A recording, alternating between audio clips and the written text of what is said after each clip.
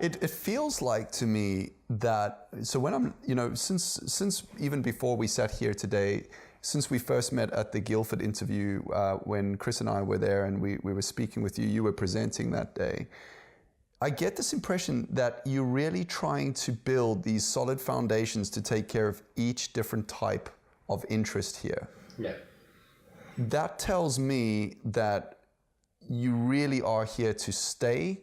Do you have an exit plan with this exchange? Are you looking to put something in and then sell it? Or is this something that you guys are literally trying to build for the long term? This is a 10, 20-year play for you.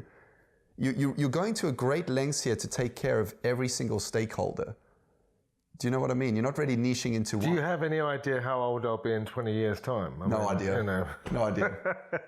But, after eating pancakes for breakfast, No, look, what we want to do is, I think we are in it for longer term, but for us, it's all about growing the trading volume. So if we do the right things and we attract the volume, then of course this infrastructure that we've created does become quite valuable. But equally, we get telephone calls all the time from people you may consider competitors or what have you. But ultimately, at some point, we may have to link order books together and create a global market for this stuff. Right. We want to see some other exchanges come on. I guess we feel we have enough competitive differentiators at the moment. Right. And I think we'll attract, a big share of volume. But it's important that a lot of other exchanges are out there, because we want to create crypto capital markets, and right. We need a lot more players geographically and regionally and what have you. But what's the exit game? There's always an exit game. I'm not sure we're going to tell you exactly what it is, but I wanted to ask anyway. But I do think it starts with let's scale the exchange we have for crypto fiat. Our other exchange is there, but it's going through regulatory approvals, which is far deeper and more onerous, and that'll come online sort of towards the end of this year, beginning of next year.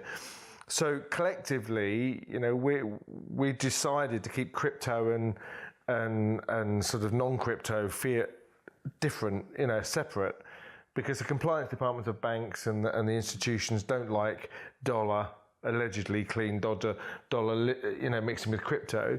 But at some point, they are going to merge. Yeah, they have to. And the regulators will probably allow that at some point. And the other side of our business, don't forget, is we can do the primary issuance as well. So we can engineer entirely new digital assets from the beginning.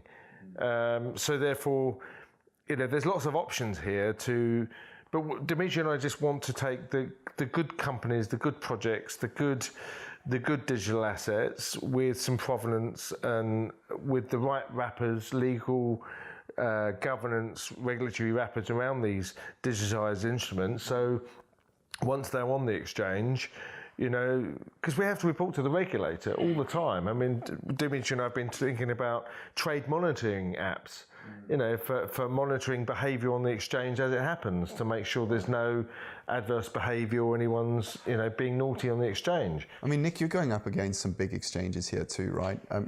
You're not trying to build a micro exchange here. With what you're offering, you guys are in this to compete with some of the larger Dmitry's guys. as he said earlier, he pulled the exchange out of the market and has rewritten it to scale. Right. So it is engineered now to, if necessary, compete with some of the bigger boys. Right. I don't think we're looking at competing with NASDAQ and New York Stock Exchange, the tier one stuff. Sure. But certainly, if you think about the exit strategy, I'm sure they're going to be very interested in what we're doing. If we achieve some scale, they'll either want to partner with you or buy you, won't they? So, we've had a few people from the London Stock Exchange knock on our door and say, very interesting what you're doing, can you tell us more?